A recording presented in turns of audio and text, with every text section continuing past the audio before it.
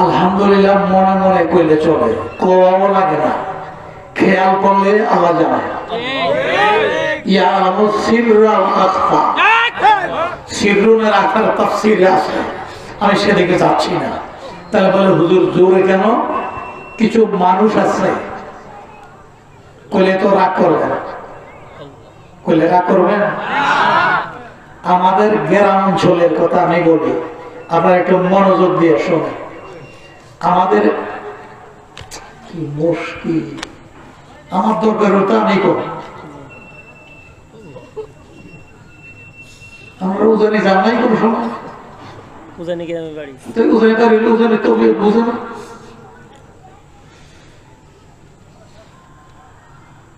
রাগ হইছে, রাগ হইছে, যারে কইছি সার বাড়িও উজানি, আমিও উজানি।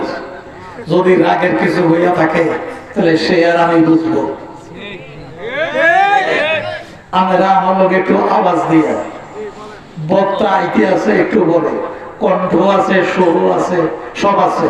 আমার কাছে কণ্ঠ নাই, এলেমও নাই, আমলও নাই, নাই বলতে কিছু নাই। একটা জিনিস আছে, সেটা হইল নিজে মানুষ না হইলেও মানুষের দৃষ্টি পেয়েছে। এটা আমি প্রকট করে বলতে পারি, নিজে মানুষ নয় কিন্তু মানুষের নজর পেয়েছে। এক নম্বর আমার বাবা, দুই নম্বর আমার শায়েখ বুখারী শায়েখ হযরত মাওলানা আব্দুল কাইয়ুম সাহেব রাহমাতুল্লাহ আলাইহি, বাস্তব সুন্নাত, সুন্নতের প্র্যাকটিক্যাল। যারা দেখেন নাই তাদেরকে আমি বুঝাইতে পারবো না, শুধু এদেরকে বলতে পারবো। আর ছোটকালে কিতাবে পড়ছি, প্রেমিকরা, আল্লাহর প্রেমিক যারা, তাদের চক্ষু ঘুমায়, কলব জাগৃত, চক্ষু ঘুমায়, এটা পড়ছি কিন্তু এটার প্র্যাকটিক্যাল দেখি নাই। আল্লাহ যে বছর ৮,০০০ নিচে, আজ থেকে ৪২ কি ৪৩ বছর আগে, আজ থেকে ৪২ কি ৪৩ বছর আগে যখন হাটাজারি গেলাম, হযরত নাক ডাইকা ঘুমায় ফজরের এরশাকের পরে নাস্তা টাস্তা খাইয়া, কারণ রাত্রিবেলা তারা ঘুমায় কম। কার প্রেমিকেরা? এই জোরে আওয়াজ দেন, হাত উড়িয়ে দেখেন কার প্রেমিক? প্রেমিকেরা রাত্রে ঘুমায় কম, কারণ রাত্রটা আসে প্রেম প্রেমিকার গোপন আলাপের জন্য। এটা কি দিয়ে বুঝাবো আমরা করেন? আপনারা তো এই তরিকের সদস্য না, আপনাকে আগে তরিকতের সদস্য হইতে হবে। এই জন্য কিতাবে লেখছে আল্লাহকে পেতে হলে, কাকে? কাকে? আল্লাহকে পেতে হলে কাসরতে জিকরুল্লাহ, সুহবাতে আহলুল্লাহ। এক নম্বর সুহবাতে আহলুল্লাহ, কাসরতে জিকরুল্লাহ, তাফাক্কুর ফি খালকিল্লাহ। কথাগুলো ঠিক আছে? কথাগুলো ঠিক আছে? আমি ওয়াজ করব না, ওয়াজের সময় আমার হাতে নাই। দুইটা কথা আপনাদেরকে বলবো, আপনাদের যদি মেমোরিতে কিছু থাকে এরকম আওয়াজ দিবেন। মেমোরিতে যদি কিছু থাকে, আমার ডাইনে বামে আলেমরা বয়ে রয়েছে, তাদেরকে জিজ্ঞেস করেন আল্লাহ পাক যেই লোকটাকে যেটুক মেমোরি দেওয়ার দরকার এটুক মেমোরি দিয়েই তাকে সৃষ্টি করেছে। কিন্তু দুঃখ, বর্তমান জমানার যুবকদের দিকে তাকাইলে যুবকরা বিজ্ঞানের মেমোরির দিকে তাকাইতে তাকাইতে নিজের মেমোরির কথা ভুলেই গেছে। মনে হয় আমার লোকের রাগ করে না, আমি কারো বিরুদ্ধে কথা কইতে আছি, আমি কারো বিরুদ্ধে কথা বলি না। আমার উদ্দেশ্য, আপনি যদি আপনার গায়ে নিয়ে মাখেন, আমার করার কিছু নাই। আমার উদ্দেশ্য হচ্ছে আপনিও আল্লাহর হাবিবের উম্মত, আমিও আল্লাহর হাবিবের উম্মত। এই কথাটা ঠিক নাকি না? আমরা যারা আছি বর্তমান পৃথিবীতে মুসলমান ইমানদার, সবাই নবীর উম্মত কিনা? তাহলে আমি চাচ্ছি, আমি একা কেন জান্নাতে যাব? আল্লাহ হাবিবের উম্মত সকল উম্মতকে নিয়ে জান্নাতে যাবে। আমার লগে কে কে একমত হাত উঠান। আল্লাহ আমাদেরকে কবুল করুন। যে প্রতিষ্ঠানের সৌজন্যে আজকের মাহফিল, আল্লাহ এই প্রতিষ্ঠানকে কবুল করুন। প্রতিষ্ঠানের সঙ্গে যারা সম্পৃক্ত, টাকা দিয়া, ধন দিয়া, দৌলত দিয়া, ছেলে দিয়া, বাচ্চা দিয়া, সাহায্য শুধু একটা না, সকলই সাহায্য, বুঝু দিয়া, পরামর্শ দিয়া, যে যে লাইনে প্রতিষ্ঠানের সাহায্য করেন, আল্লাহ তাদেরকেও এই প্রতিষ্ঠানের উসিলে আল্লাহ কবুল করুন। আমার ধারণা মতে এই জায়গায় এই ধরনের একটা প্রতিষ্ঠানের প্রয়োজন। আপনারা কি মনে করেন আমি জানি না, এরকম একটা প্রতিষ্ঠানের প্রয়োজন কিনা বলেন। তাইলে দোয়া করে কবুল করে থুয়ে যাবেন। আজকে মাহফিলের আগের দিন, গতকালকে কি অবস্থা ছিল, কি আশ্চর্য কথা, কেন আমাদের জবাব ফুটতেছে না? গতকালকের অবস্থা থাকলে আজকে কি এরকম মাঠে বইতে পারতেন নাকি? গতকাল কি অবস্থা ছিল? মাতবর সবাই, মাতবরি আপনিও করেন, আমিও করি, কিন্তু কালকার জ্বরটা তো কেউ থামাইতে পারেন নাই। শীত বিদায় হইয়া, গরম বিদায় হইয়া, শীত আসতেছে, কেহ পাতা দিয়ে রাখতে পারবেন না। ছোটকালে ঋতু পড়ছি 6টা। হুজুর আমার বলিল কইয়া, ছোটকালে যখন প্রাইমারি করি তখন ঋতু পড়ছি 6টা: গ্রীষ্ম, বর্ষা, শরৎ, শীত ও হেমন্ত। এরকম না, এরকম না, 6 ঋতু পড়ছি। এখন যদি আপনি আমাকে 6 ঋতু দেখাইতে পারেন, আমি আপনার গোলামি করব। আমার বদামলের কারণে ঋতুর পরিবর্তন হয়ে গেছে। শুধু গজব আইছে তা না, ঋতুর পরিবর্তন হয়ে গেছে। 6 ঋতু দেখাইতে পারবেন না। আমরা ছোটকালে 6 ঋতু দেখছি: গ্রীষ্ম, বর্ষা, শরৎ, শীত ও বসন্ত। এখন 6 ঋতু পাবেন না সবাই। বর্ষাকালে পানি নেই, আবার কোন জায়গায় দুর্গের বন্যা হয়ে গেছে। এগুলি বলার সময় এখন আমার নাই। আমি যে 3টা কথা আপনাদের সামনে রাখছি, সেই কথাটা বলি। আল্লাহ পাকের সূরা আনকাবুত 21 পারার প্রথম আয়াতের, 21 পারার, সূরার না, 21 পারার প্রথম আয়াতের শেষ অংশটুকু তেলাওয়াত করেছি। এক বিষয়বস্তুর উপরে আরেক বিষয়বস্তুর উপরে তেলাওয়াত করেছি। আল্লাহর হাবিব আকায়ে নামদার, তাজেদারে মদিনা, রহমতে আলম, সাহেবে কাউসার, সবাই কথা বলেন, সাহেবে কাউসার, রাহমাতাল লিল আলামিন, মুহাম্মদুর রাসূলুল্লাহ। আরো আসতে, আরো আসতে। আমি কইছি আস্তে কইতে, আমরা কইছেন জোরে। আল ইনসানু হারিসুন ফি নামুনিয়া, আর ইনসানু হারিসুন ফি নামুনিয়া, এটা বাঙালিদের স্বভাব। আস্তে কইলে কয় জোরে, জোরে কইলে কয় আস্তে। আমাকে কি রাগ করে না?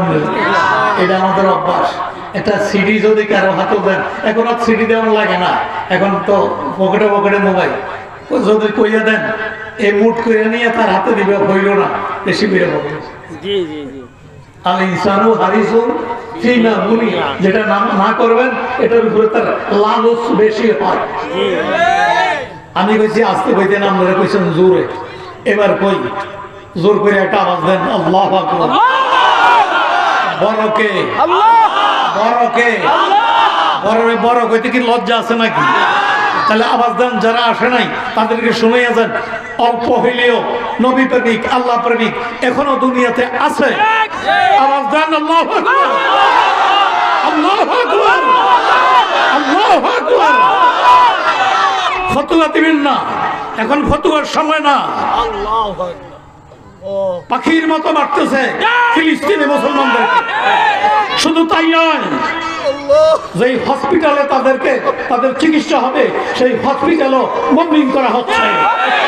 একমাত্র কারণ আমরা নবীর সুন্নাত থেকে সরে যাওয়ার কারণে আমাদেরকে পাখির মতো গুলি করছে। যতদিন পর্যন্ত আমরা সাহাবায়ে কেরামের অনুসারী না হব, ততদিন আমরা বিজাতির মার খাইতেই হবে, খাইতেই হবে, খাইতেই হবে। বাঁচতে হইলে তরিকা আসে, বাঁচতে হইলে নবীর তরিকা আসে। আমি কারো বিরুদ্ধে কথা বলি না, আমি শান্তি চাই। আল্লাহ আমাদের সকলকেই শান্তিতে বসবাস করার তৌফিক দেন। আমার কথা কি আপনারা রাগ করেন? রাগ করেন? আমি লম্বা চূড়া কথা বলবো না, এই তিনটা জিনিস বুঝাইয়া দিমু। সোহবতে আহলুল্লাহ, এক নম্বরে কি হয়েছে? সোহবতে আহলুল্লাহ। এটার অর্থ আমি যেটুকু বুঝি, আলেমরা কথা কইেন, সোহবতে আহলুল্লাহ আমি যেটুকু বুঝি সেটা হইল আপনি লেখাপড়া জেনারেল লাইনে করেন আর আরবি লাইনে করেন, যেমনি করেন লেখাপড়ার মাধ্যমে সনদ পাইবেন, সার্টিফিকেট পাবেন। ব্যক্তিত্ব অর্জন করা যাবে না সোহবতে আহলুল্লাহ, আল্লাহ ওয়ালাদের সান্নিধ্য ছাড়া নিজের মধ্যে পরিপূর্ণতা আসবে না। সান্নিধ্য লাগবেই, সান্নিধ্য লাগবেই, সান্নিধ্য লাগবেই। যারাই বড় হয়েছে বর্তমানে এই নবীজির আমল থেকে লইয়া এই পর্যন্ত যারাই বড় হয়েছে তারা সোহবতের মাধ্যমে বড় হয়েছে। কাট্টা কাফের, কাট্টা কাফের। 1 মিনিট পরে শুধু মুমিন নয়, 1 নম্বর জান্নাতি। কাট্টা কাফের 1 মিনিট পরে, 1 মিনিটের ব্যবধানে 1 নম্বর জান্নাতি। তারা কোনো কলেজে পড়ে নাই, ভার্সিটিতে পড়ে নাই, কোনো মাদ্রাসায় পড়ে নাই, তাদের মাদ্রাসা আল্লাহর হাবিবের পবিত্র চেহারা। সাহাবায়ে কেরামের মাদ্রাসা আল্লাহর হাবিবের পবিত্র চেহারা। কথা কি ঠিক? এই চেহারার দিকে যারা ঈমান নিয়ে তাকাইছে, এই চেহারার দিকে যারা ঈমান নিয়ে তাকাইছে, শরীয়ত, তরিকত, হাকিকত, মারিফত সব একসাথে এসে গেছে। নবুয়তের আকাশের সূর্য। এই জন্য হযরত আয়েশা বলেন, লানা শামসুন ওয়ালিল্লাহ কে শামসুন। হে দুনিয়ার মানুষেরা, তোমাদের জন্য একটা সূর্য আছে, আমি আসার জন্য একটা সূর্য আছে। তোমাদের সূর্য উদিত হয় ফজরের পরে, আর আমি আসার সূর্য উদিত হয় এশার নামাজের পরে।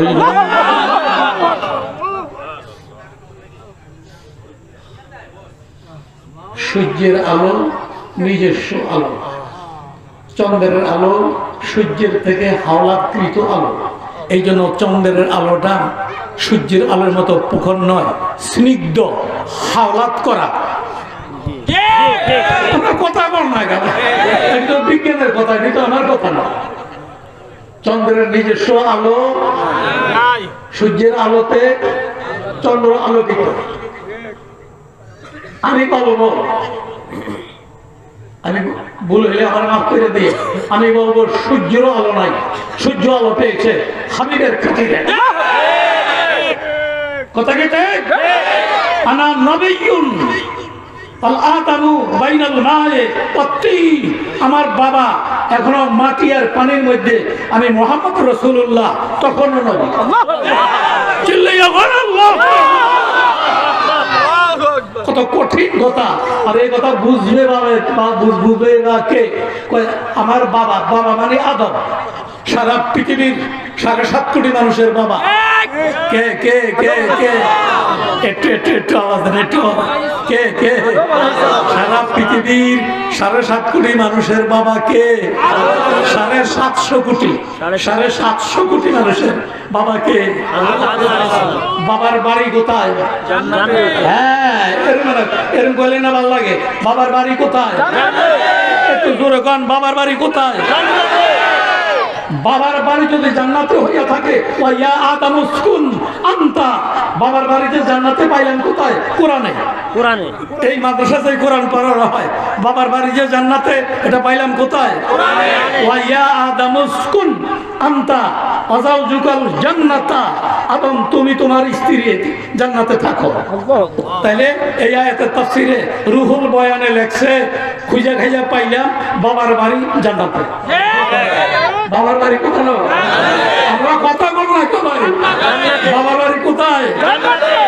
এবার আইয়েন, সন্তান যদি বাবার বাধ্য হয় তাহলে ওয়ারিসি সূত্রে সম্পদের মালিক হয়। কথা কয় না? রামারবাগে এক ভাইয়ের 3টা বিল্ডিং আছে, আর একটা কথার কথা আর কি, অথবা 5-6 তলায় একটা বিল্ডিং আছে। বলে 3টা আছে, নলে 6 তলায় একটা বিল্ডিং আছে। তার ছেলে আছে 3 জন।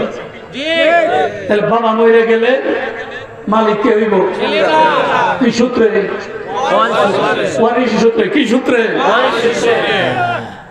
একটা কথা আছে কিন্তু, ওয়ারিশ সূত্রে বাবার সম্পদের মালিক সন্তান হবে ঠিক, বাবা যদি ছেলে স্বীকার করে। আমার কথা করে না, বাবা যদি ছেলে কি স্বীকার করে তাহলে ওয়ারিশ সূত্রে সম্পদের মালিক হবেন। বাবা যদি ছেলে না স্বীকার না করে ত্যায্য করে দেয়, মাঝে মধ্যে এমন দেখা যায় বাবার অবাধ্য হইলে বাবার ছেলেকে ত্যায্য করে দেয়।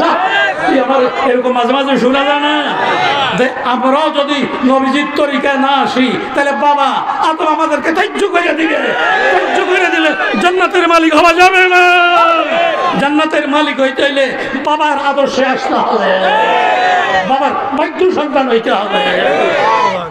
আমি দোয়া করি আজকের মাহফিলে আমরা যারা রামার রাগনা লাল খা লাল খান, পূর্ব শিয়াচর লাল খা, আমার নতুন কালা কয় লাল খা। আচ্ছা দেখো, আমি রামার বাগে কই লাল খা পূর্ব পূর্ব শিয়াচর পূর্ব শিয়াচর। আজকের এই মাহফিলে যারা এসেছেন আমি দোয়া করি আমাদের সবাইকে বাবার ওয়ারিশ হওয়ার তৌফিক। বাবার বাড়ি কোথায় কইছি?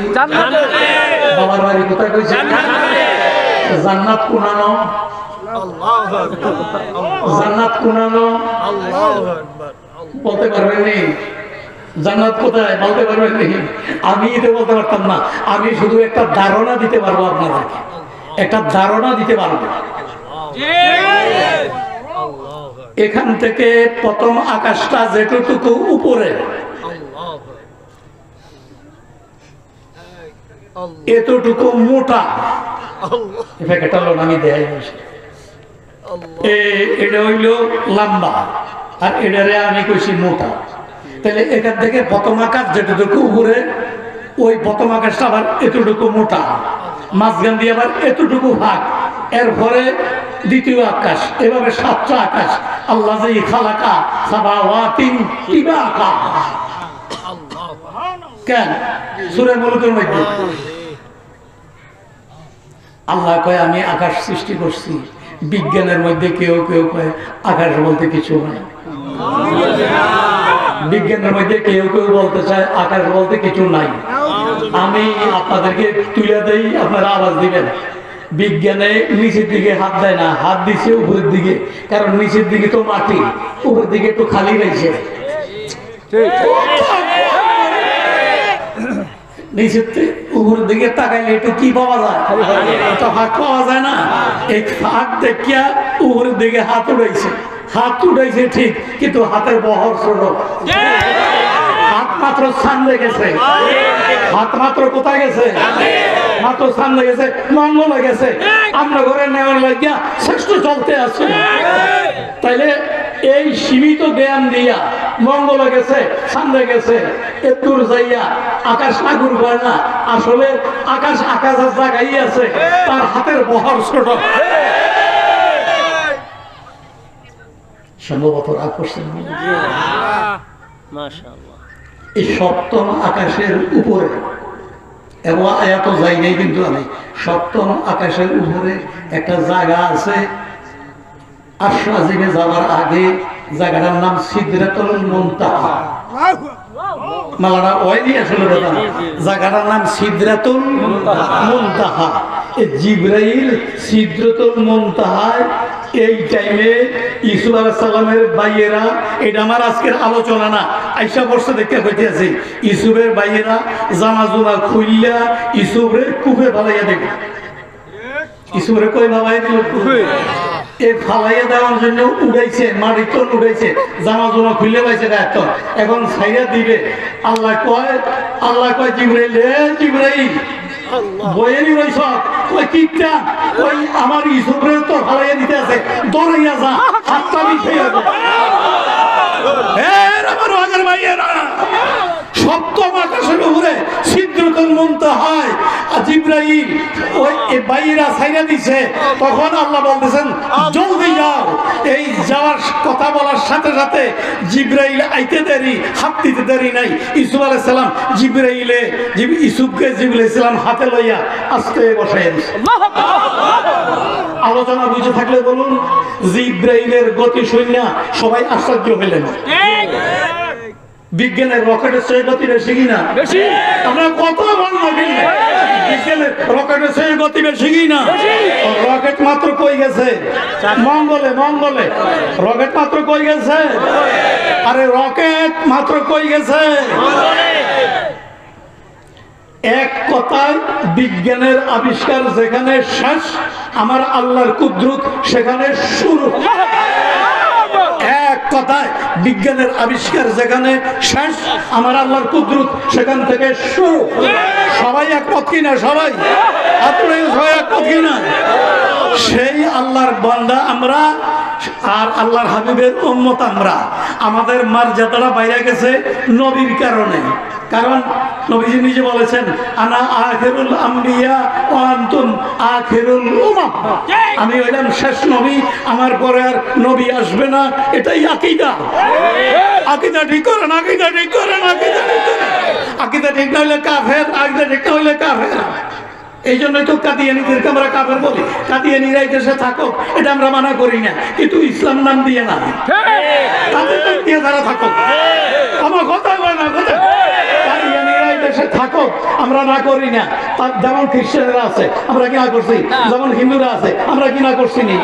আমরা কথা বল না কথা, প্রত্যেকটা জাতি বসবাস করতেছে কিনা, আমরা কি তাদের না করছি নাকি? তারা তাদের ধর্মের উপরে আছে, সমস্যা নাই। কিন্তু মুসলমান না হইয়া মুসলমান নাম দিয়ে থাকবা, এটা হইতে পারে না। এই দেশে থাকো, তোমাদের নামের উপর তোমরা থাকো। এবার বলেন কাদিয়ানীরা কি? চিল্লা বলেন কাদিয়ানীরা কি? যেহেতু তারা আল্লাহর হাবিবের আখেরি নবী, তারা কয় তিনিও নবী, কিন্তু তারপরে নবী আরো আইব। কত কর্নার এই তাগের মধ্যে আরো 30 জন নবী আইব। তারা কয় আর কি, কাদিয়ানীরা কয় আরো 30 জন আইব। 30 জনের মধ্যে 3 জন আইয়া গেছে, 3 জনের মধ্যে একজন মারা গেছে টাকটিক করে। আমার কথা বুঝলেন? আপনি আপনি বইতে জন্য বুঝেন। তারা যে নবীগুলি আইব কইছে, আমাদের নবীর পরে 30 জন, 30 জনের মধ্যে 3 জন আইছে, 3 জনের মধ্যে এক নামছে সে মারা গেছে টাকটিক করে। এটা নবীর আলাদা কথা কয় না, আমরা কথা বল না। একটা ঘটনা কইতাম নেই এই জায়গার মধ্যে, যেটা ছোট্ট একটা ঘটনা কইতাম নেই, ছোট্ট ছোট্ট। তার নাম আছিল, যাতে নবতী লাভ করছে, তার নাম আছিল আব্দুল্লাহ, না নাম আছিল মোহাম্মদ। গোলাম মোহাম্মদ কাদিয়ানী, গোলাম মোহাম্মদ কাদিয়ানী তার টাইটেল। কথা বুঝেন না? মা মুসলমান আছিল, এই জন্য মোহাম্মদ নাম রাখছে। মার নাম আছিল আমিনা। ঘটনা চক্র হয়ে গেছে আর কি। বাপের নাম আছিল আব্দুল্লাহ। সে কয় ব্যাকে তো ঠিক আছে, তা আমি নবতী দাবি করলে সমস্যা নাই। কথাটা বুঝেন নাই? বুঝেন নাই? আমার মাও ঠিক, বাবাও ঠিক, আমার নামও মোহাম্মদ, তাহলে আমি নবতী দাবি করি। দাবি জন সরে গেছে সারা দেশে। আরেকবার আইছে হুজুরের মতো, নাম হয়েছে আতাউল্লাহ বুখারী। আপনারা আমার কথা বুঝলেন? নাম হয়েছে কি? আতাউল্লাহ বুখারী। তার লগে বহেস করবো, তারে ডাক দিছে। হাজার হাজার মানুষ হয়েছে, লাখ লাখ মানুষ হয়েছে দেখতো। আর নবীর লগে গিয়া আতাউল্লাহ বুখারী বহেস করবো, বুঝুন না কথা? তারপরে যাইতেছে আইয়া কয় তুমি নবী কেমনে হইছ? কয় আমার নাম গোলাম মোহাম্মদ কাদিয়ানী। গোলাম মোহাম্মদ কাদিয়ানী। তো গোলাম হইলো আমার টাইটেল, এটাও বাদ দিলাম। তাহলে মোহাম্মদ, নবী নাম মোহাম্মদ। তো উনি কয় আমার নাম আতাউল্লাহ, আমার নাম আতাউল্লাহ। আমি আতাবাদ দিলাম। আতাবাদ দিলার কি দেয়? আমি আল্লাহ তোর নবতী দেই নাই, আমি আল্লাহ তোর নবতী দেই নাই, আমি আল্লাহ তোর নবতী দেই নাই। তাইলে ঘটনার থেকে বোঝা গেল আল্লাহর হাবিবের শেষ নবী আর সেই নবী, আর আমরা হইলাম শেষ উম্মত। কথাকে ঠিক? আমাদেরকে নবীর সঙ্গে জান্নাতে থাকতে হইলে বাধ্য সন্তান হইতে হবে। আমাদেরকে নবীর সঙ্গে জান্নাতে থাকতে হইলে কি হইতে হবে? বাধ্য সন্তান থাকতে হবে। আল্লাহ তাআলা আমাদেরকে নবীর বাধ্য সন্তান থাকার তৌফিক। আমার কথা কি রাগ করে না? আমি আপনাদের সামনে বসছিলাম, ওয়ালা যিকরুল্লাহি আকবার। খুব সুন্দর করে বুঝার চেষ্টা করেন। এখানে আলেম আছে, নলে ফেস লাগবে না, বুঝে গেলে ফেস লাগবে। আল্লাহ কয় জিকির হইল আমার নামের জিকির হইল সব ইবাদতের চেয়ে উত্তম।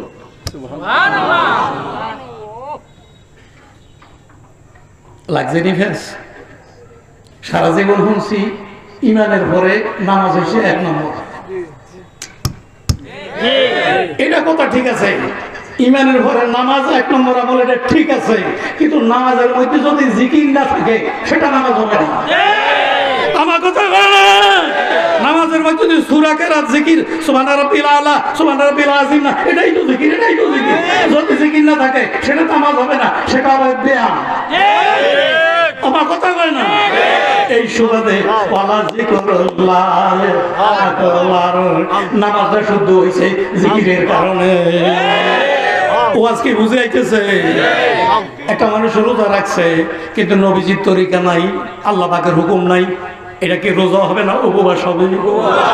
একটু কথা কেন, একটু কথা কেন, একটু রোজা রাখছে ঠিক আছে, কিন্তু রোজার মধ্যে আল্লাহর হুকুম নাই, নবীর তরিকা নাই, এটা রোজা হবে না উপবাস হবে? এই সুবাদে ওয়ালা যিকরুল্লাহি আকবার। একটা মানুষ হজ করতে গেছে, টাকা আছে, টাকা জোরে 7 লক্ষ টাকা খরচ করে হজে গেছে, কিন্তু তার হজের মধ্যে নবীজির তরিকা নাই, আল্লাহ পাকের হুকুম নাই। কইছে আরফাতে যাইতো, আরফাতে যায় না। কয় মদিনায় মক্কাতে এক রাকাতে 50,000 1 লাখ রাকাতের সওয়াব পাবো, আমি আরফার ময়দানে যাওয়ার কি দরকার? হ্যাঁ যাই 1 রাকাতের 1 লাখের সওয়াব আদায় করি, হজ দিয়ে হবে না। আমার কথা তোমার উক্তির নাম শরীয়ত না, আমার উক্তির নাম শরীয়ত না। আমি যদি বলি মাগরিবের নামাজ ফরজ 3 রাকাত, 3 রাকাত বেজর হইলে লাভ কি? আর 1 রাকাত মিলাইয়া ভরি, সমস্যা তো নাই, আল্লাহকেই তো ডাকবো। সুবহান রাব্বিল আলা পারবে, সূরা পারবে, কেরাত পারবে, সবার বেশি হইব নাকি নামাজ বাদ যাইব? জোরে জোরে। তাহলে আমার উক্তির নাম শরীয়ত না। কথা কি বুঝে আইছে? আমার উক্তির নাম শরীয়ত নয়, নবীজির আল্লাহর হুকুম, নবীজির তরিকার নাম শরীয়ত। কথা কি ঠিক?